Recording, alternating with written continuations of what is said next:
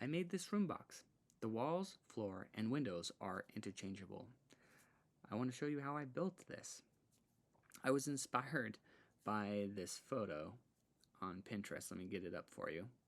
I love the walls, the black frame windows, and the white stained wood floors.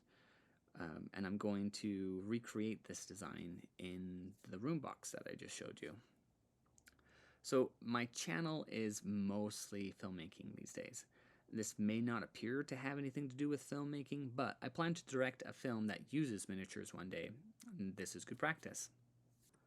Let's get into it. So there's a link below where you can download all of the things that you need to make this build. So you follow that link, it takes you to an Etsy page, and on that Etsy page you find this manual. After you download it, you get that manual that I was just showing you, and then you also get the blueprints that you can actually print off on your printer at home.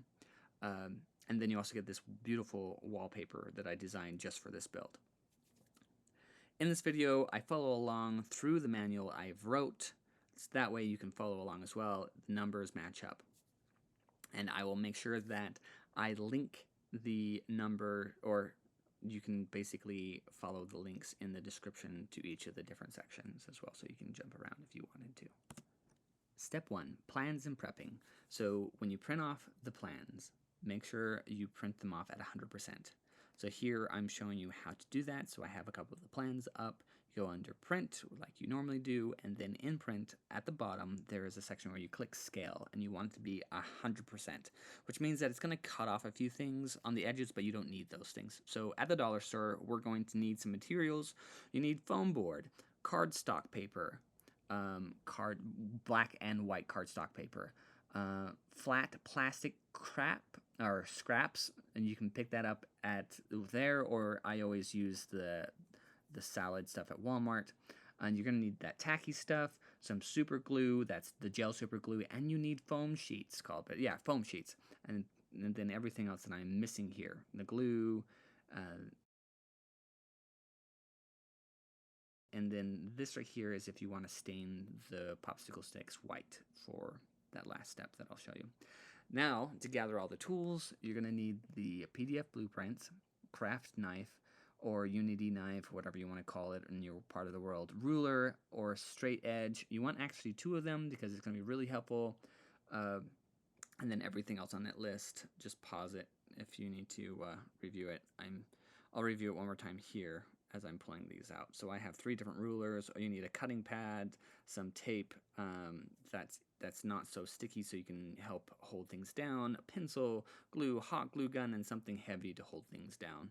That's what that book was. Also, this isn't necessary, but it's something that helps me a lot, is a sharpener to sharpen my X-Acto knife. I know you're just supposed to throw them away, but I'm like, it is so nice to just quickly sharpen it up and keep going than to pull out another blade and run out of blades and then have to go to the store and get more. And it's so nice to just have a sharpener on hand.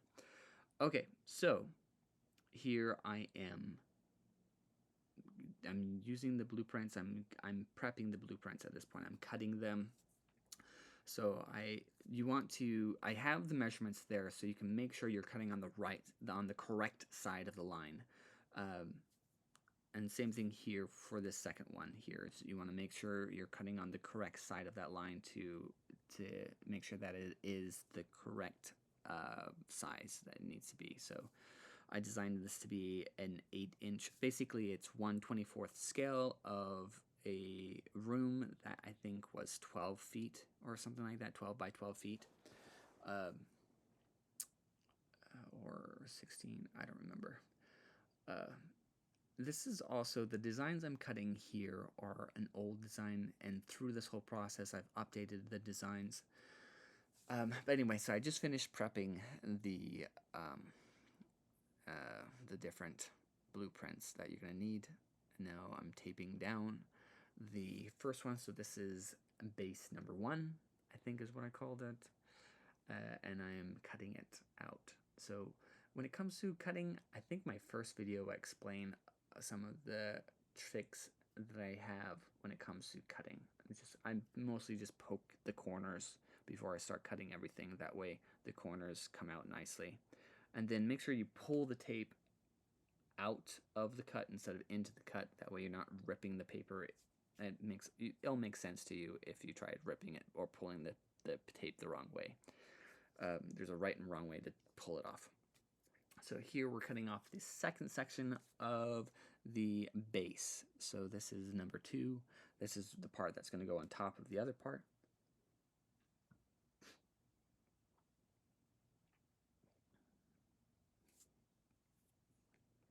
And we're done with 2 pieces of base, which is nice. And I'm just pulling off my tape. We're going to cut the walls out now, getting those all ready to go. So one wall is slightly longer than the other because one kind of like lines up with the other, and it makes sense when you cut them out and kind of line them up together. Alright, so I'm using some Mod Podge glue here. You can use basically any type of glue, and then I also use hot glue to just like quickly set it, because I don't want it to be moving around while I'm working on other things. Now this is something I would have done if I was going to do this again. I would actually have put one of the walls on first before I put the base on, just to give me a guide. So just future note on that one. Here I'm getting the walls prepped to glue them. When you are gluing a wall, I recommend using the other wall to keep you at a 90-degree angle, because sometimes that wall can like find its way in or out, and you don't want to do that. So I just put down some hot glue, and now I'm going to use the other wall here to make sure that I'm at a 90-degree angle as that hot glue sets. And we are good. It looks like perfect. Okay, now I do the same thing for the other wall. So I glue the edge, and then I also glue up against the wall. Now you want to put a light amount of glue, because if it bleeds that into your room, it's going to interfere with your wallpaper setup, and then you have to kind of cut around it or cut it out somehow or melt it away, and because like when you're working this small, the slightest imperfections can mess everything up sometimes, and I'm a bit of a perfectionist. So it's probably not as a big deal as I'd like to think it is. But yeah, okay, so now I just pulled out my cardstock, and I am prepping the cardstock for the floor. So when you are prepping the inside of the room, so we're moving, now with that we have the frame, we're doing the inside of the room. Make sure you mark what is down and up. I made a big mistake on mine where I accidentally put my windows upside down, but you will see that later. Right here, I am prepping my template for the rest of my popsicle sticks. So I measure it, so I want one in the middle, and I want to cut off the round edges. I want to mark the center, so I'm basically doing all of that right here. And then I'm cutting off the edges, and I'm also cutting it in the center, which, hindsight, I would not have done this. Like, if I was going to do this again, I would actually just mark the center and make it look like it's a cut. That would have saved me, I think, 10 minutes of the build if I just made it look like it was cut instead of actually cutting it and then sanding it like I'm doing here, because after you cut it, you have to sand it. And the cutting tool, that's one of the few things that you might be able to find that type of cutting tool at the dollar store. That's one of the unique tools that you'll need to go searching for. Alright, so here's the Mod Podge. I used a combination again of the Mod Podge, which is basically any white glue, and the hot glue to put down my wood floor / popsicle sticks. I put a little bit of that ticky tack on the back of a pin to help me kind of lift things out. When I'm working so small, it's so challenging to get my stubby fingers around stuff, so I will put some ticky tack on the end of a pin and use that to lift things and put them in place, and it helps me a lot. And then I just use a little dab of hot glue to hold it in place while the white glue dries. And that's what you're seeing here. And if you guys have any advice or tips on making sure that this is more accurate when it comes to working with wood like this, I'd love to know. So I also cut my half popsicle stick in another half. That way I can so the lines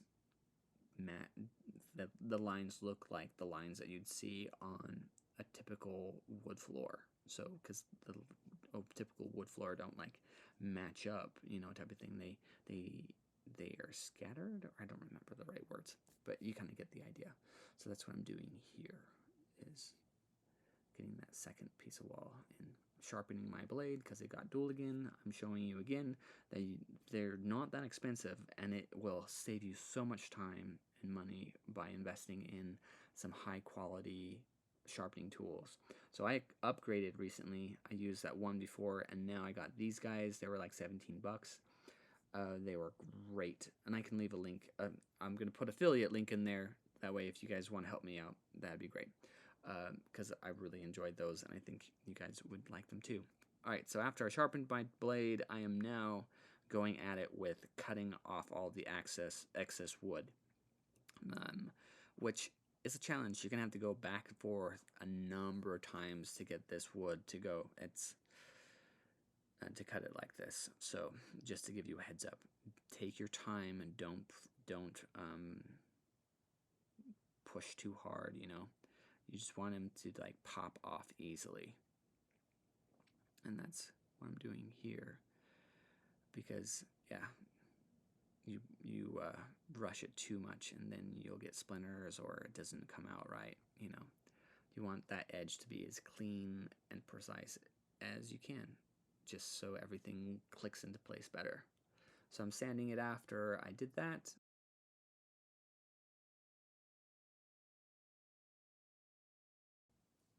On to step 5. This is wallpaper. So I have printed out a wallpaper. Now there is a gray scale design that I also printed out that will be very helpful. So here I'm showing you that I made a big mistake and I put my windows in upside down and then cut my paper wrong. So ultimately I had to go off script and make that whole piece all by myself. I mean, like, not off of my plans, but the plans, if you do it right, it'll all match up. Alright, so I am cutting some cardstock, I'm measuring it, and I'm also marking the bottom corner. That way you do not get these things confused, mixed around and upside down and stuff. And making sure it fits just right. So it was a little off there because I had some glue in the corner.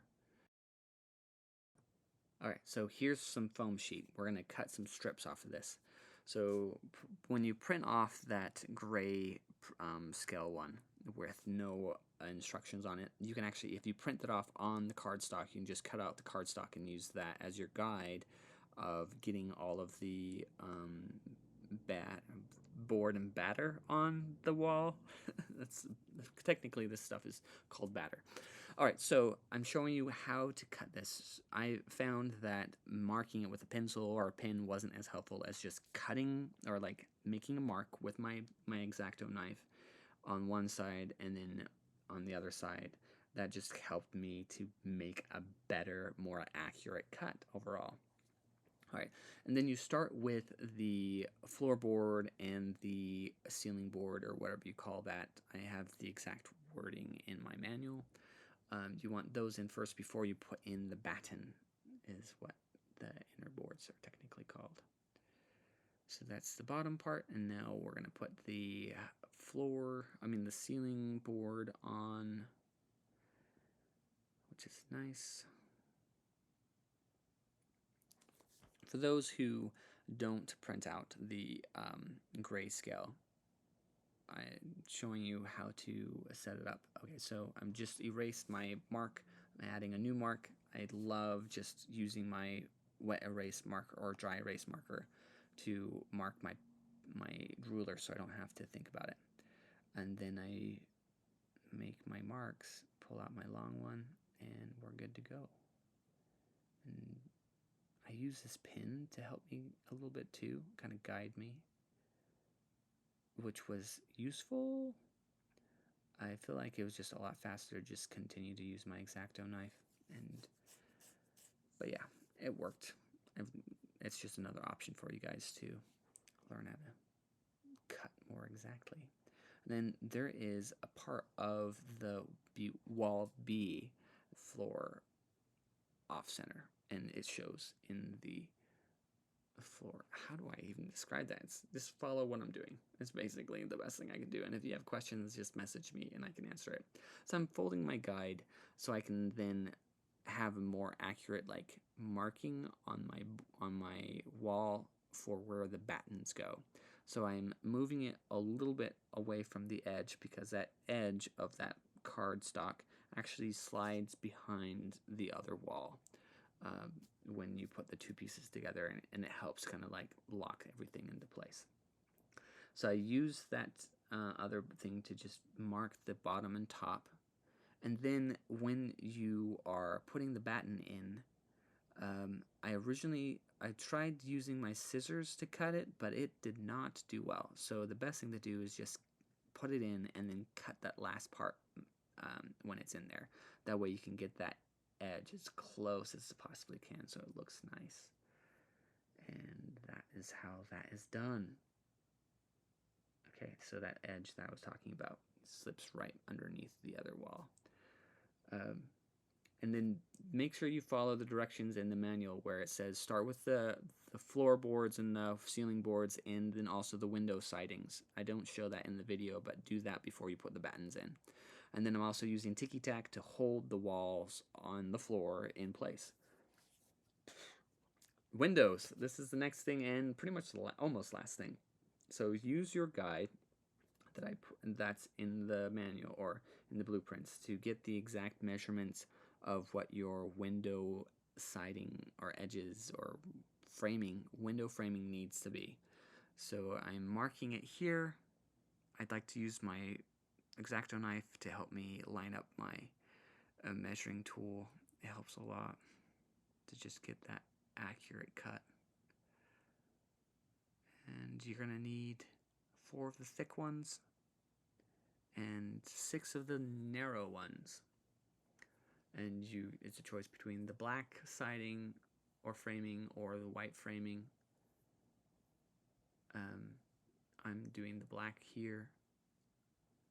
I'm just cutting out 6 of these very narrow ones, and working with such small strips of paper is a challenge. All right, so when you're working with the black framing, there's a little bit of a white edge that you want to blacken. So I'm doing a couple different techniques here. I'm trying to, the best one I found is just to hold it in my hand and just work one piece at a time, like one section at a time, and slowly take it. Okay, so here's the plastic. So with the plastic, you clean up the plastic with a little bit of oil and like coconut oil and baking soda to get all the stickers off of it. And then you use a little bit of tape, or you can even use tack. Like just put the tack in between the different lines. That would have worked just as well, I think, to make sure it's all going to stay put.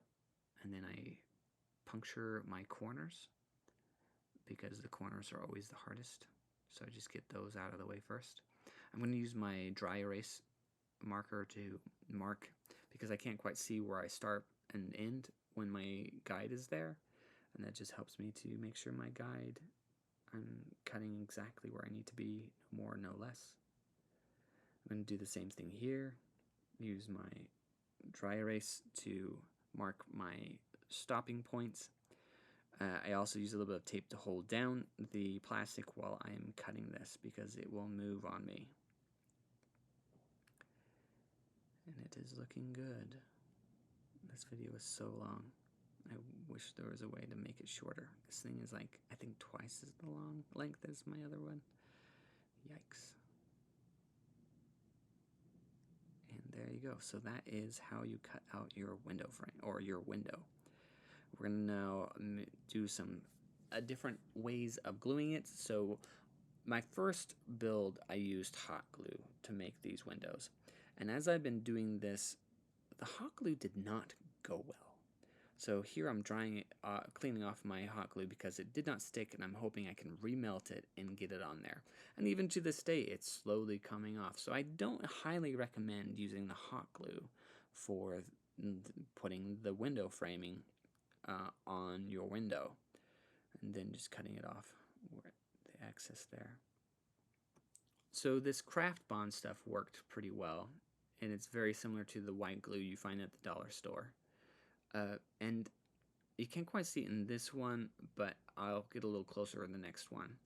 But I barely touch the plastic to get it on there. It's like very small dabs. That way it doesn't bleed out as much. I mean, there wasn't all that much control when it came to working with this white glue on the window. What's nice is it dries clear, which was great, but it still kind of left some type of residue on my black windows. They don't look as nice as my white ones where I use super glue, the gel super glue. And so I just barely dab it, and then I come back later when it's almost dry and use my X-Acto knife to clean off any of the excess of this white glue. And you can see it kind of being clear there as it's drying. And that's how you do the white glue. I'm pulling off the back end because now I don't need my guide anymore, and I'm going to do the other side off camera. Oh, here's my first attempt using the super glue, where I just lay down a very fine strand of super glue, and that worked pretty well.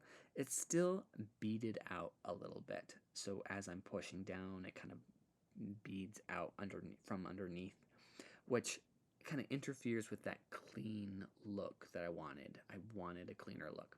So the best technique that I have for you is to just like little itty bitty droplets almost, like, oh, here I'm pressing down in where the one thing goes over the other siding, and it gives it this really cool look. Okay, so here we go. This is where I'm beading it, so I'm putting really, really fine, small little beads of super glue on there.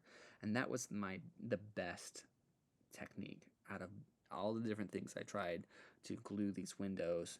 That worked the best. It didn't come out, or rarely came out from underneath, so there was very little cleanup involved, and then I'm just cutting the edge here. So, and it came out beautifully, right? Okay, so now we're putting a little bit of tape on the foam board. That way when we're using the ticky tack, it's not going to peel off the white paper, and it just makes it a lot better at everything. And there you go, guys. That's how you build this. So, in overview, this is showing you how to put things, like how it goes in. So I'm showing you the other wallpaper. I didn't show you how to make that other wallpaper because it's pretty self-explanatory, where if you print the wallpaper off on some cardstock, and then you just put some floor panels and ceiling panels, or whatever you call those, in on it, and then the window, and it's good to go. Last thing, let me show you how to stain your white floor, or your wood floor white. So I bought that white. It's kind of like a waxy chalk stuff from the dollar store. You want to cut a popsicle stick with an edge to it, like a little on the sharp side. I'll explain it later. And then you cover your wood popsicle floor with the waxy white chalk marker, like this. Try to cover it as much as you possibly can. There's corners that are hard to get to, but that's what the popsicle stick is going to be for. So after you cover it, you take the popsicle stick that you've prepped the edge for, so it can get into the crevices, and you basically rub that in with it. So it just makes it a lot easier. And then after that, you take a paper towel, and you just rub it really hard, like back and forth, until it looks like it's stained, and then it's good to go. And this is me putting it all together one last time. If you liked this tutorial, please leave a comment below letting me know, say thank you or something. And if you want to learn how to make a dollhouse like this, definitely check out my Etsy page. our room box. This is a room box. It's basically a dollhouse, but it's focused more on the inside, not so much the outside of a thing. Thanks everyone for watching. Cheers.